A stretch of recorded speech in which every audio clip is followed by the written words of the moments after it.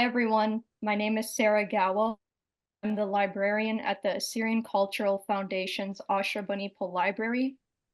Thank you for joining us on our Nabu Circle Lecture today. Before I present our guest speaker for today, I'd like to provide you with some context regarding the purpose behind organizing this lecture series. In ancient Assyria, Nabu, the Lord of Wisdom, was revered by scholars, inspiring a deep love for knowledge. Supported by rulers like Ashur-uballiṭ I, the Grand Library in Nineveh elevated the pursuit of knowledge. This legacy endured, leading to centers of learning like the School of Nisibis, which contributed to the Islamic Golden Age. Despite challenges, Assyrians maintained their love of learning, reflected today in the Nabu Circle Lectures by the Assyrian Cultural Foundation, which brings scholars together to share insights on Assyrian history, literature, language, and culture, preserving the civilization's enduring passion for wisdom. Today, we are happy to have Dr. Johannes Bach as our speaker. Dr. Bach's topic for today's lecture centers on the gems of ancient Assyrian literature. Dr. Bach has studied Assyriology, ancient history, and comparative historic linguistics at the University of Erlangen, with a strong inclination towards literature and literary history.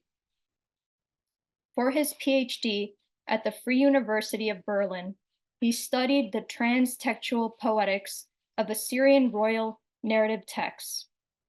For that, he evaluated a row of recent theories on inter- and transtextuality, as well as on narratology, and developed a methodology to track down and properly analyze transtextualities within the corpus of Assyrian royal inscriptions and related texts.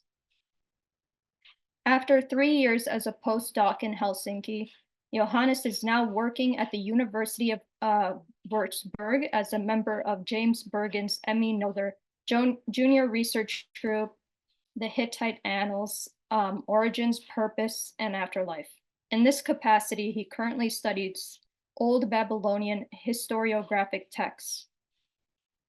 After the lecture, we invite you to stay updated on the latest news and events of the Assyrian Cultural Foundation by following us on Facebook, Instagram, Twitter, and YouTube. I'll provide you with links to all our social media platforms in the chat soon. And now I'd like to pass the floor to Mr. Robert DeKelaita, who has been a big help in coordinating all these efforts. Thank you, everyone. Great. Thank you so much, Sarah. And we won't take long here. Just to let you know that we're really honored to have a great Assyriologist with us, and to also recognize the fact that not only does he have a cold, but it's 3 o'clock in the morning where he is. So you have no idea how much we appreciate this. I know I've said it before, and you are a great man for wanting to give a talk at this time. And it's an honor for us to have you as a person interested in Assyriology and doing such great work.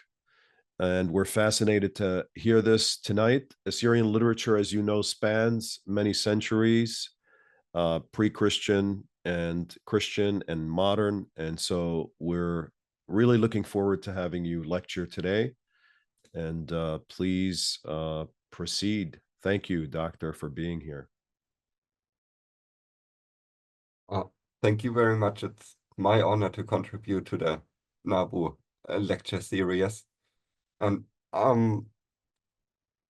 I thank you all for being in the virtual audience. I'm going to talk today about some gems of ancient Assyrian literature, the subtitle Gods, Kings, and the Netherworld. Now, where do we start with Assyrian literature? Best in the Middle Assyrian period. And in that time, what we have of proper Assyrian literature are mostly narratives about the people, and especially the kings, that made Assur a trans-regional political power in the 14th century. Now, of course, there are texts that are more famous, so to say, in the course of literary history, which were also found in Assyria, like the epics of Ninurta, like Lugal-e and Angim-Dimma and so on. But these texts are Babylonian texts, and they were copied by Assyrian scholars or brought to Assyria in the course of the 14th to roughly 11th century, so to say. Now, in the old Assyrian period, around 1900 to 1800, Assyria had been a great economic power, trans-regional economic power, but not a big political power. And after that, we enter a period where different people rule over the ancient Near East.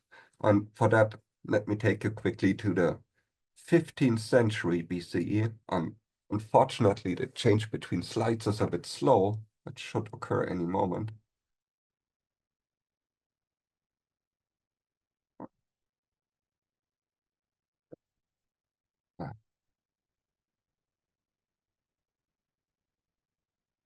Apologies. There we go. Around the 15th century BCE, the ancient Near East is under the dominance of the kingdom of Mitanni. And we do not know that much about Mitanni's history, considerably less than about the history of the Hittites or of the Assyrians. But Mitanni was very dominant for 1 century or 1.5 centuries. And the city of Assur, which retained kingship and had their own regional kings, still had to bow to that overlordship of Mitanni. And that lasted roughly until about 1400 BCE, when the Mitannian king Artashumara was deposed in a coup.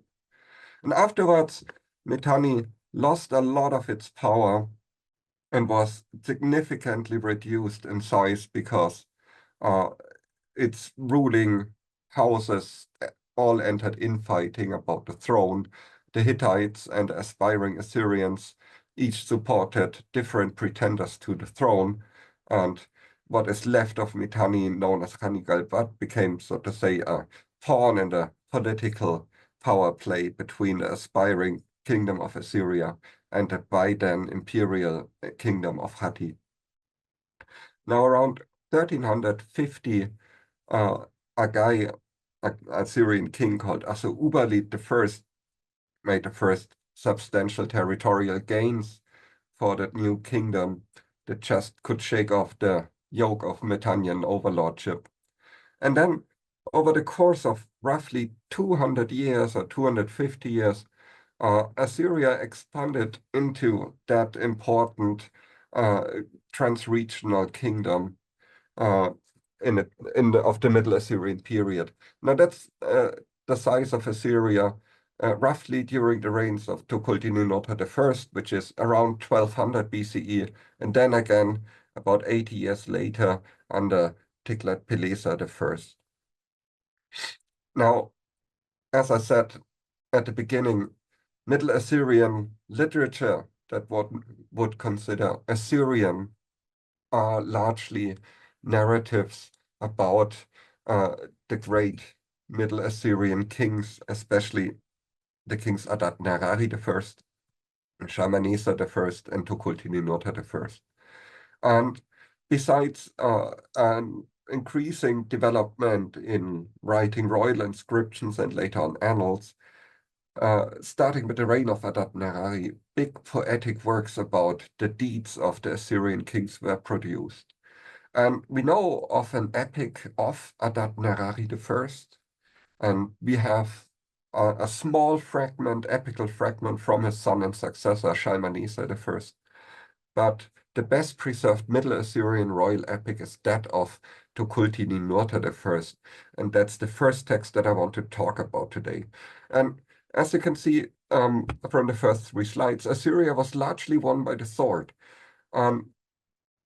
Especially the conflicts with the southern neighbor, with the kingdom of Kashtiliash, that is the kingdom of Babylon, especially these conflicts were memorized in literature. And the Tukulti-Ninurta epic deals with that exact topic. a war between Assyria and its southern neighbor Babylonia.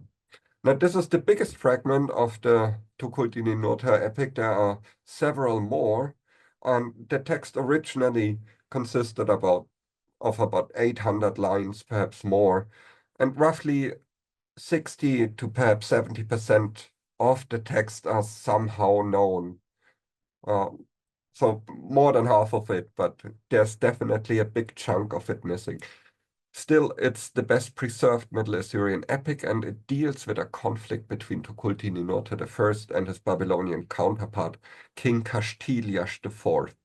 Now, historically, the conflict between Assyria and Babylon during the reign of Tukulti-Ninurta I was a stretched out conflict. There was not one decisive battle and everything was over. Rather, these conflicts extended over years. However, the Tukulti-Ninurta epic makes us believe that's a single incident and that there's one big fight and then Assyria wins dominance over Babylonia. Now, this epic has interested me quite a lot in my PhD, so forgive me if I'm talking quite a lot about it without telling you about the text proper. Let's get into the text itself. Now, as I've said, the epic consists of several fragments. Some of them are transmitted to us from the library of Ashur-uballiṭ I. Some are Middle Assyrian originals, like the one you see here.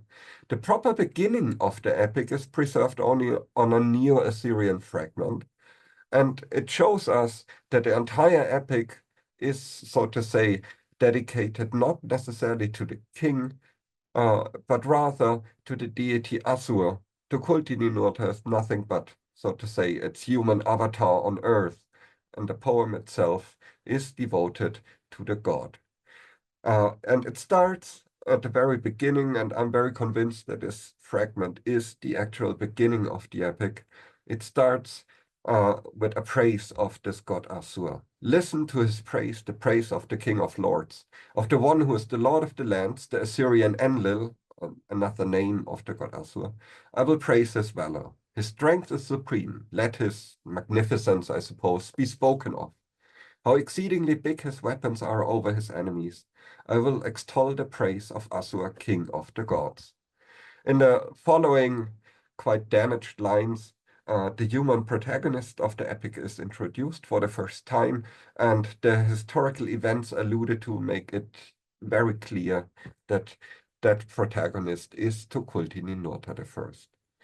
But if we follow the fragments as they are acknowledged in the current arrangement, at the beginning in the first column, we have 30 lines missing, and then the text tells us, so to say, about its greater topic, namely the crimes of the Babylonian king.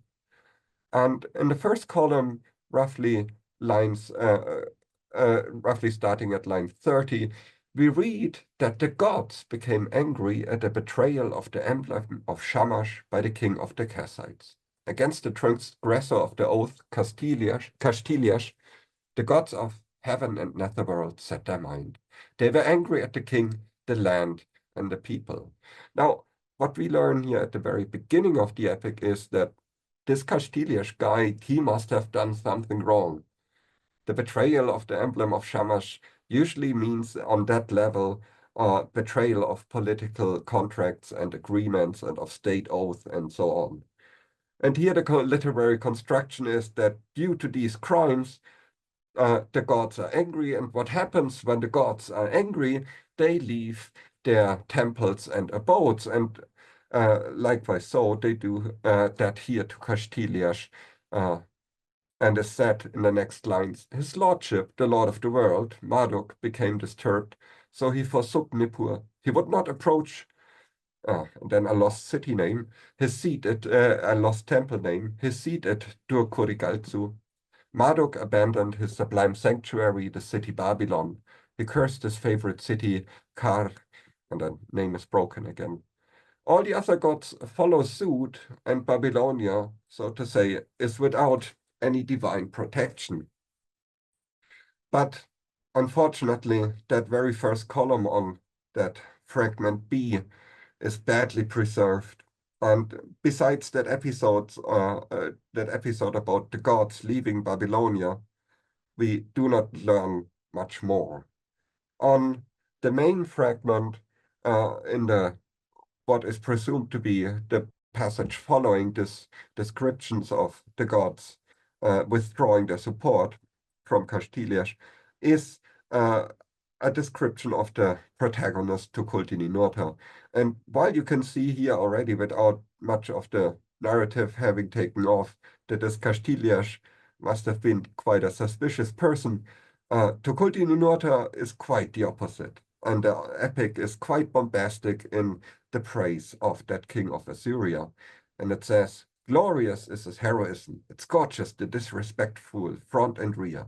Incendiary is his onrush, it burns the disobedient left and right. His radiance is terrifying, it overwhelms all foes. Every reverend king of the 4 world regions stands in awe of him. We do have depictions of Tukulti-Ninurta actually on some cultic sockets that you can see here on the slides. And also the epic puts him in quite some vicinity to the gods. It continues to describe him through the destiny of Nudimut. Apologies, there's a typo.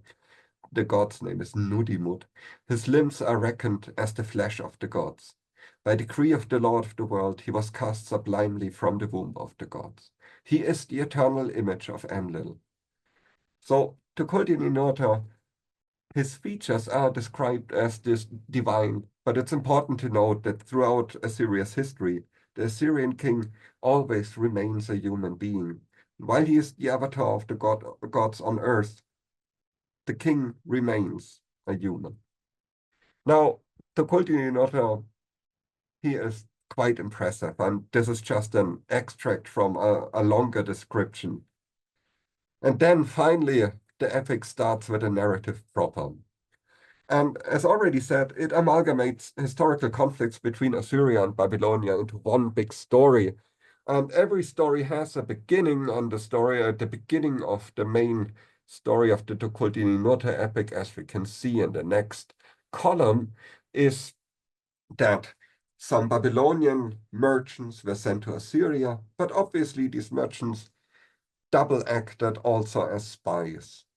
And that is clearly a breach of contract. Merchants are supposed to be neutral, and that's why they can move freely between all of these political entities.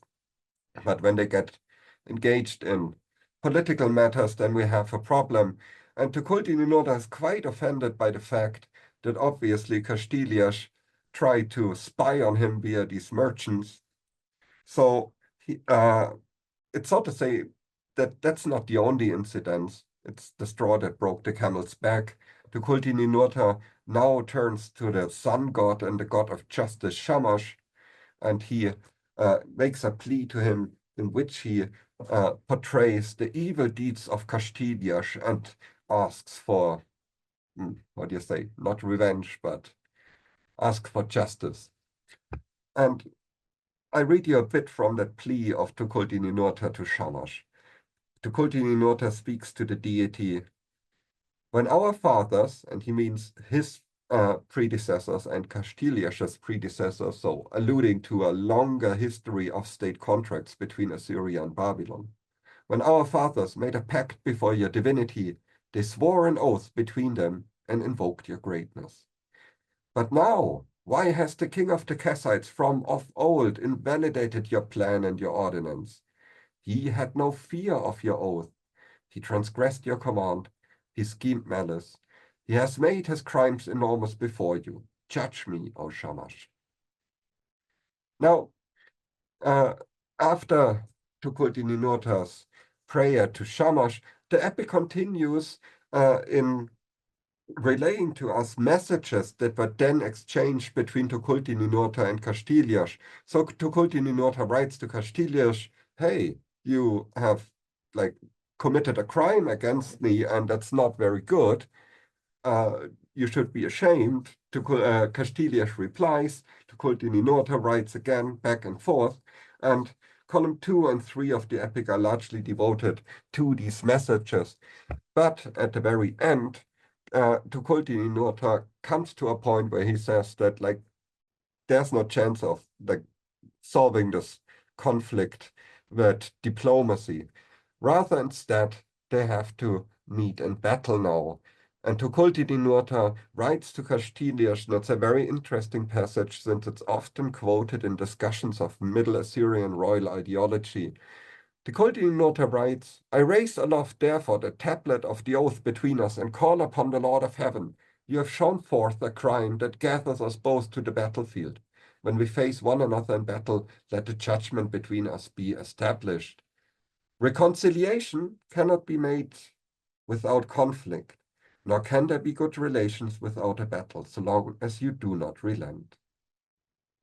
So, if the legal ramifications and the legal means of ensuring that state contracts and other political agreements are kept, if these means fail, then what is left is for the involved parties to undergo an ordeal, so to say, and the ordeal here is to meet in battle. Whoever is the just party will emerge victoriously from the fighting. And of course, we can already tell now that this will be Tukulti-Ninurta, of course. Now, Kashtiliash is very struck by all of these messages from Tukulti-Ninurta, and after his final message, Kashtiliash enters a state of depression, and he's doing very badly. Like he's sitting in Babylon, just brooding and accusing himself of having done so much wrong, although Tukulti-Ninurta has told him numerous times that he should change his behavior. Kashtiliash is then way too demoralized and way too like paralyzed to muster any defense. The Assyrians advance into Babylonia until they are reaching a city called Sippar, and at that point, Kashtiliash finally manages to raise some troops and engage with the Assyrians in a first battle. He loses that battle, withdraws, but the Assyrian victory is not accomplished fully yet. There needs to be a second battle, and that's the decisive battle that ensures their victory over Kashtiliash. And that second battle, I want to read you a passage from that. It's quite notable because the gods of heaven descend to earth and fight for the Assyrian king at the very head of his army. So this is from column 5, and it goes like this. Assur went first, and the conflagration of defeat burst upon the enemy. Enlil was whirling in the midst of the foe, fanning the blaze. Anu set a pitiless mace to the opponent. Seeing the luminary, set upon them the tension of battle. Other gods join in: Adad, Shamash, Ninurta, and Ishtar. They all go at the very front, attacking the Babylonian army. Directly behind them follows Tukulti-Ninurta. Behind the gods, his allies, the king at the head of the army sets to battle, and then his soldiers. The warriors of Assur cried, "To battle!" as they went to face death. They gave the battle cry, "O Ishtar, spare me!" and praised the mistress in the fray. Then follows a very interesting battle description. They, the Assyrian warriors, are furious, changing their appearance into that of the demon Ansu. They charge forward furiously to the fray without any armor. They had stripped off their breastplates, discarded their clothing. They tied up their hair and polished their weapons. The fierce, heroic men, naked men at that point, danced with sharpened weapons. They roared at one another like struggling lions, with eyes of flesh. Violence was in the eyes of the warriors, and death quenches itself, as if on a day of thirsting. Now, quite impressive. And of course, like if you have such an impressive battle description, then of course you must be the victor, so to say. And indeed, that's the case. The Assyrians are victorious. They can enter Babylon, take Kashtiliash captive, and bring home a lot of loot from Babylon. And the epic closes in its 6th column by first giving us a list of plunder and spoils that were brought to Assur, and most interestingly, the items that Assyrian Assyrians most prominently take and which are which appear in the epic, it's not gold and silver and any type of treasures, material treasures, but no, rather the Assyrians take home with them a lot of Babylonian texts to build their own royal libraries. The text lists some of these, the epic lists some of these texts that were taken to Assur. So, for example, scribal lore tablets, exorcistic texts, prayers to appease the gods, divination texts concerning the ominous marks of heaven and earth, medical texts involving such on procedures for bandaging, then also administrative texts, the inventory lists of Kashtiliash's ancestors, records of the governor, of the scepter, meaning the crown, and of soldiers. Finally, the epic says, not one tablet was left in the land of Suma and Akkad. That's a very big feat, so to say. And unfortunately, the final column of the epic is quite damaged, and all of the passages that follow after the final victory over Kashtiliash are quite short. What happens is that Tukulti-Ninurta I returns to Assur, he decorates the temples of the city, and he praises the gods. The epic then ends with the narrator talking to the readers or listeners of the epic, conveying a final praise of the king. Excuse me.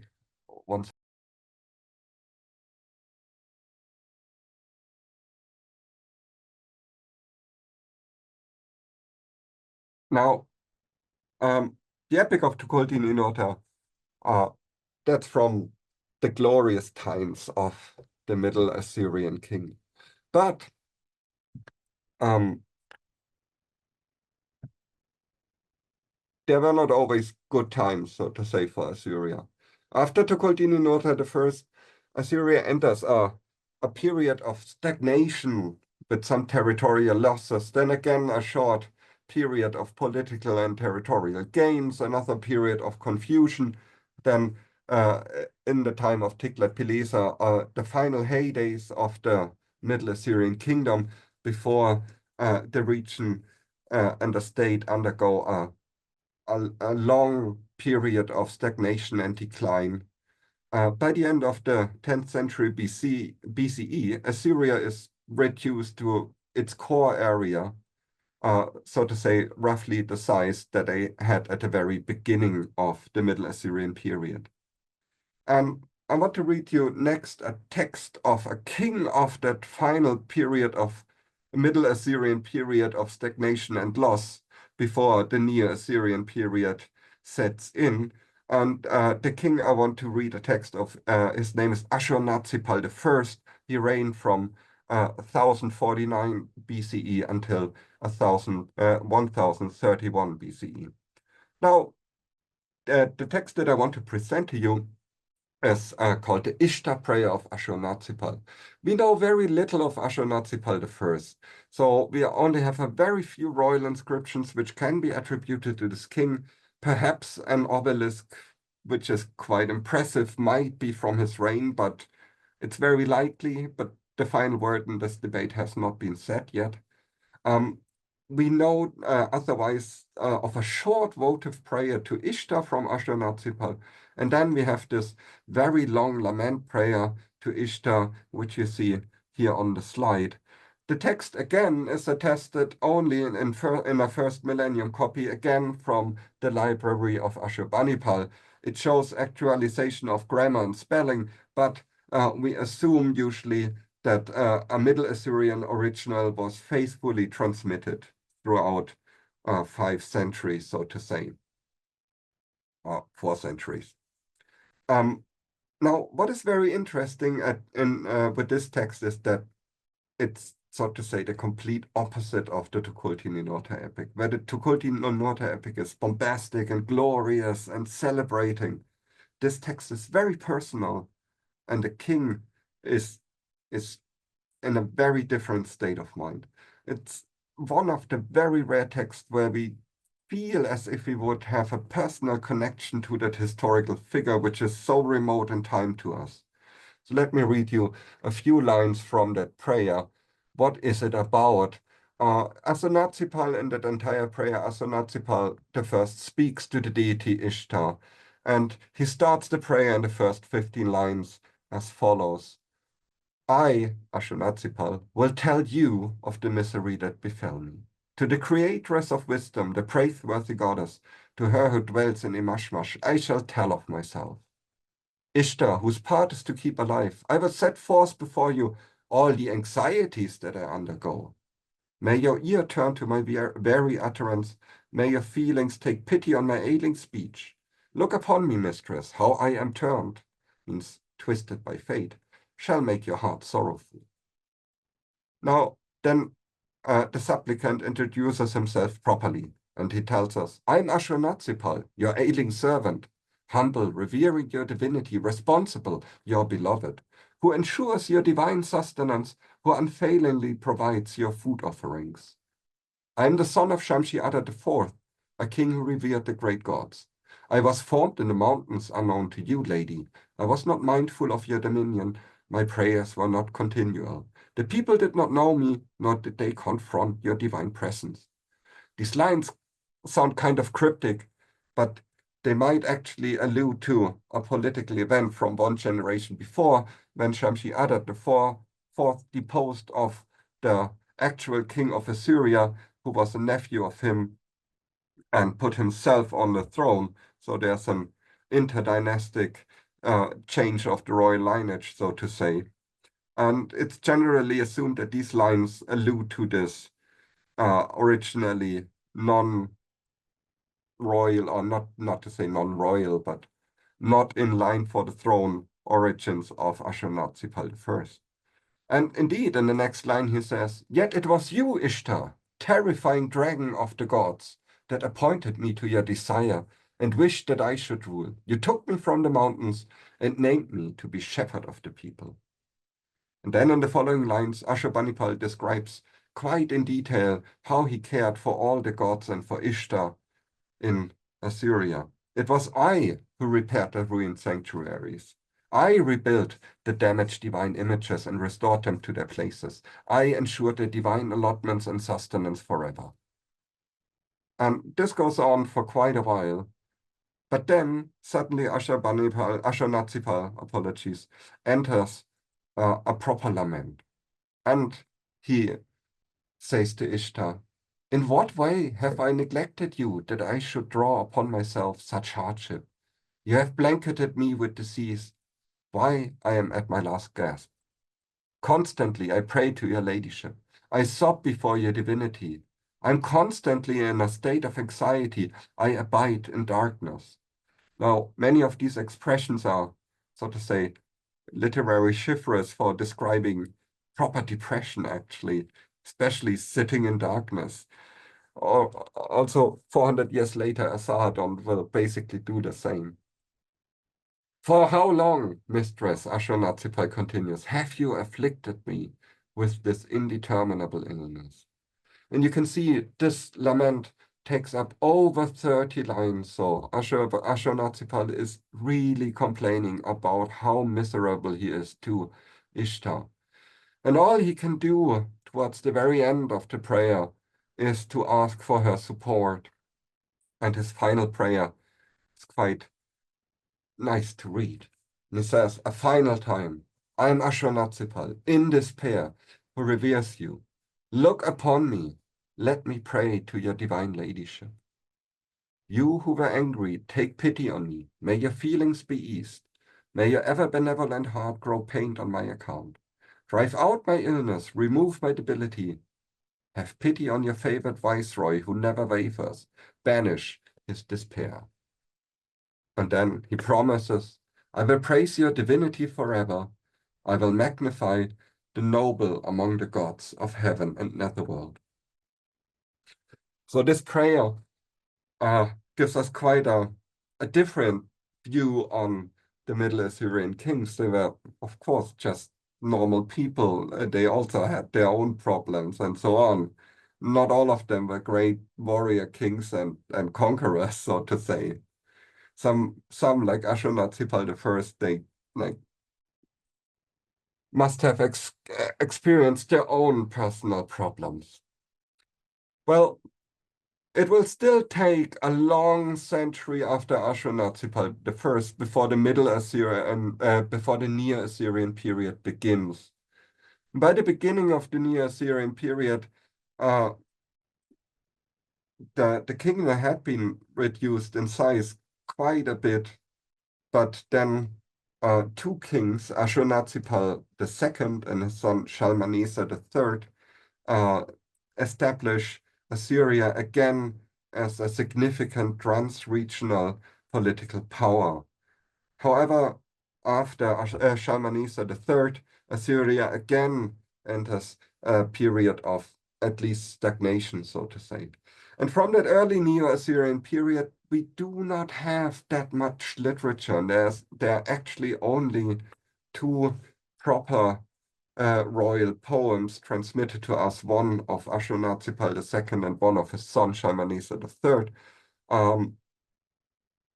That last one of Shalmaneser III is quite interesting because it tells about the conquest of Damascus in the form of a fable, so to say. The king sets out to war, but his enemies are donkeys.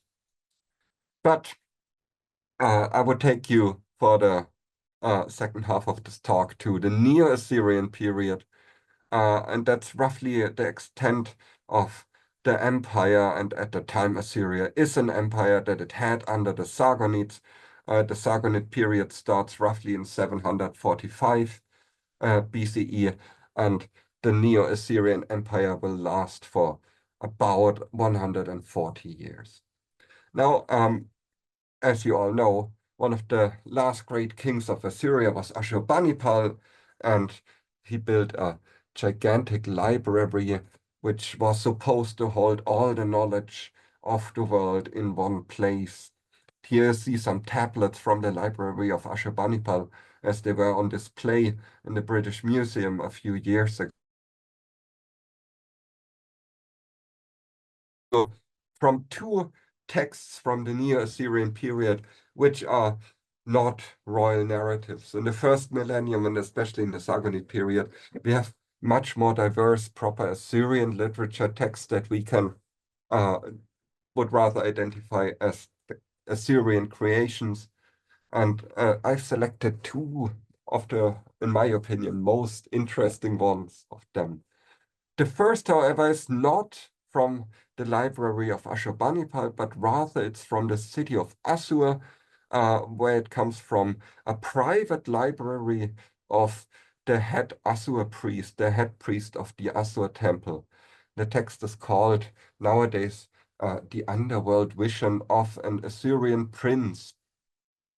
On the right-hand side, you see photos of the obverse and the reverse of the text. And as you can see, the obverse is quite abraded and damaged in parts, so it's tough to, so to say, read from there. So let me summarize the obverse for you. The text is about an Assyrian royal member of the royal house, a prince. His name is Kumai. And Kumai holds a high administrative position. And the text says that Kumai strives to do good. One interesting feature of this text is that on the obverse, we have a third-person narrator who tells us about Kumai. And on the reverse, we have a first-person narrator where Kumai himself speaks. But on the obverse, we get his life described, like what he's doing and so on, that he's really striving to do good. But nonetheless, you know, power corrupts. So Kumai becomes negligent and greedy and corrupt. And in consequence, he experiences a series of sudden misfortunes and social isolation from his peers. So he now wants to learn, why did this happen to him? He's kind of like not really aware of having done anything wrong, seemingly. And he decides that like he can learn about this if he tries to dream travel to the Netherworld and ask the gods of the Netherworld about his bad luck. So he tries to do so, and in a first attempt to dream travel to the Netherworld, the queen of the Netherworld, Ereshkigal, denies his entry, and he says that Kumai needs to turn to the god of justice, the sun god Shamash, first before he could turn to her. Now, Kumai, unfortunately, is very stubborn, and he does not heed her advice. He tries to again dream travel through to the Netherworld. And, well, again, it works somehow, but not the very way Kumai had expected it to work. He falls asleep and has a revelatory dream called a night vision, a tabrit mushi. And then the reverse starts, and as I said before, with the beginning of the reverse, we have a change in narratorial perspective, while on the obverse, all of this was relayed to us from a third-person narrator. Suddenly, we are seeing through the eyes of Kumai. And in the very first line of the reverse, Kumai wakes up, and he's not like in a place he should be. Kumai tells us, I was captive in the house of, unfortunately, text is a bit damaged here. I beheld his terrifying splendor. So he's talking about being a captive in the Netherworld. And the first thing he sees is a row of demons and deities that seemingly surround him. And he is describing these entities to us. For example, there's Namta, the personified fate, and his wife Namtartu. And these entities are all described. So, for example, Namta, he's the vizier of the underworld. He stands there. A man is standing before him. Namta is holding the hair of his head in the left hand, and he's wielding a dagger in the right. His wife had the head of a cherub and hands and feet of a human. Other beings are there. For example, Death itself. Death had the head of a dragon and human hands. The upholder of all evil had the head of a bird. His wings were spread out, and he flew here and there, but human hands and feet. Some further entities are described. For example, Pitu, the porter of the Netherworld, who had a lion's head and human hands. The feet were those of a bird. And on the left-hand side, you see an image of a corresponding entity. It's not Pitu, it's a great storm demon, as they are called, but obviously the porter of the underworld must have looked very similar. There's also a demon called Total Evil who has two heads. One was the head of the lion, the second head was, unfortunately, then the text breaks off. Kumai then tells us, in all, 15 gods were present. I saw them and saluted them in prayer. That's at least something done right. But after these 15 already quite terrible entities, the, for me, most terrifying figure in all of Assyrian literature appears. And that's the champion of the Netherworld, who is described as follows. There was a man, his body black as pitch, his face resembling that of Ansu. He was clad in red armor. In his left hand he carried a bow, in his right hand he wielded a dagger, while he trampled on a snake with his left foot. Now, all of you know the Epic of Gilgamesh, no?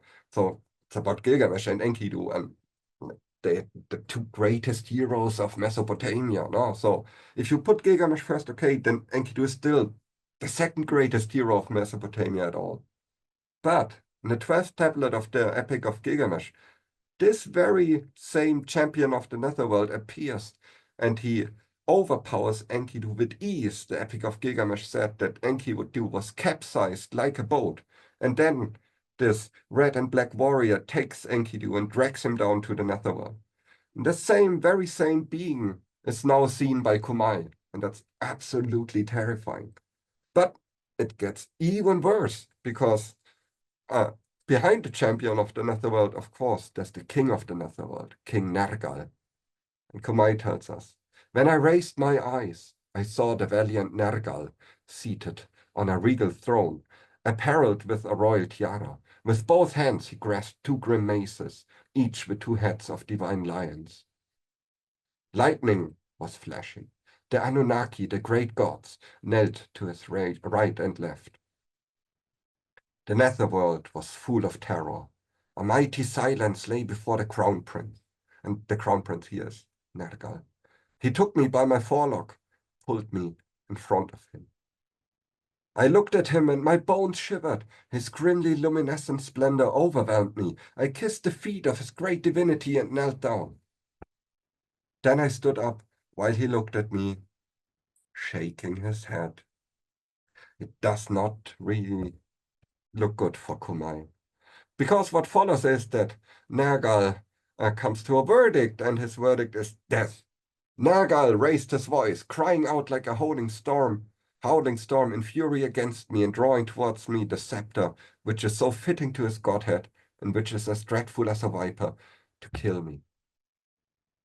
But a benevolent god, the god Isham, intercedes and saves Kumai's life. Isham, the advisor, the intercessor, who spares life, who loves truth, who, however, said thus, "Do not kill the man, O king of the white underworld." He made the heart of the all-powerful, the almighty one who binds the evil, as calm as pure well water. And Nergal relented, saying thus, "Why did you insult my beloved wife, Ereshkigal, the queen of the Netherworld?" So while Nergal is relented, he's still very, very angry. And what Kumai has done is still an immense sacrilege. So Kumai doesn't get killed, but he gets severely cursed. And Nergal curses Kumai as follows: "Do not forget or neglect me.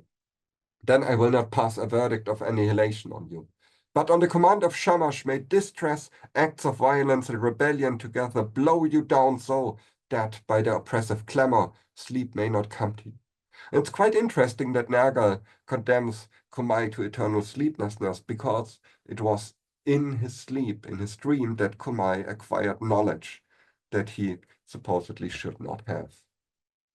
Then Nergal takes Kumai and shows him a corpse that is lying in the underworld.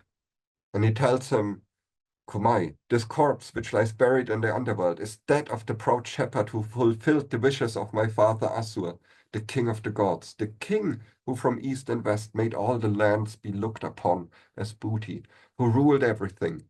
This corpse is that of your father, the eminent one."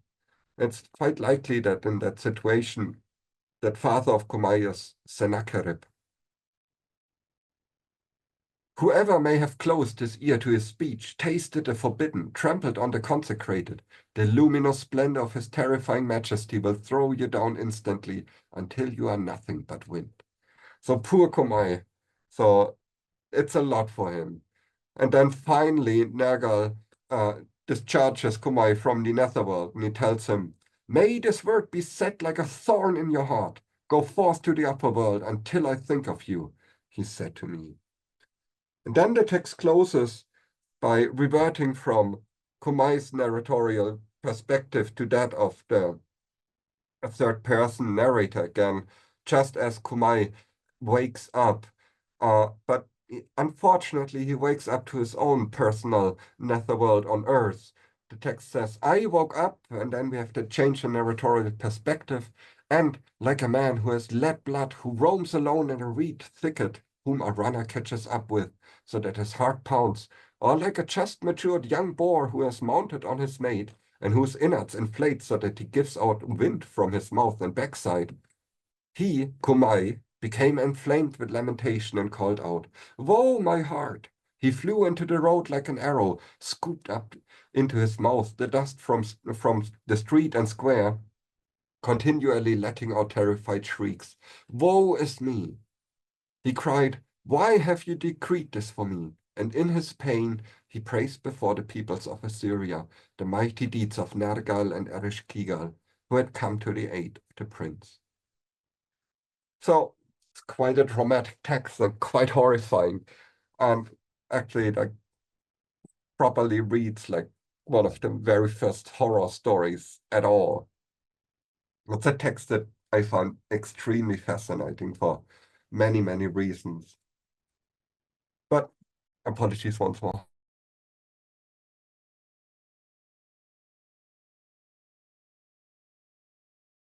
I want to show you one final text.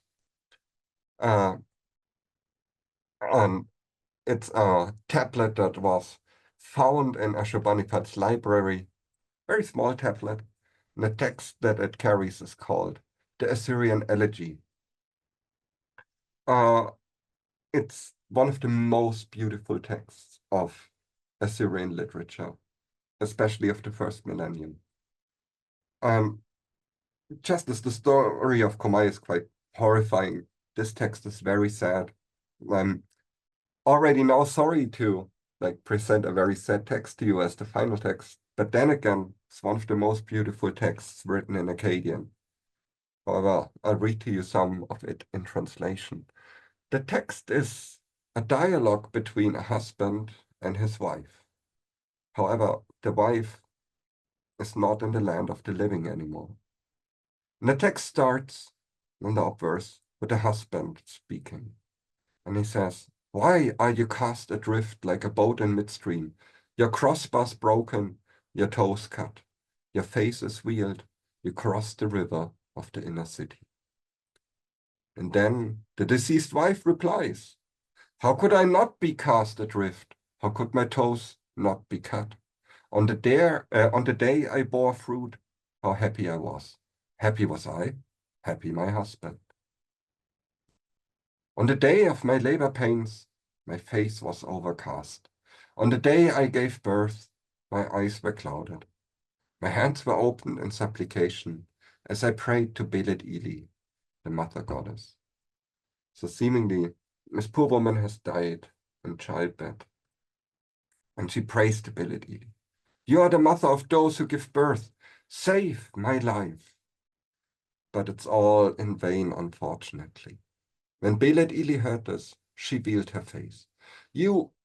Why do you keep praying to me? My husband," he cried out, "do not leave me, my charming wife." And then, fortunately, some lines of the text are damaged when we can read properly again. In the reverse, the final lines. The deceased wife speaks for one more time. "Ever since those days when I was with my husband, as I lived with him who was my lover, death slunk stealthily into my bedroom. It brought me out of my home. It separated me from my husband and set my feet towards a land from which I shall not return." On that sad, but nonetheless quite beautiful note, I thank you all very much for your attention.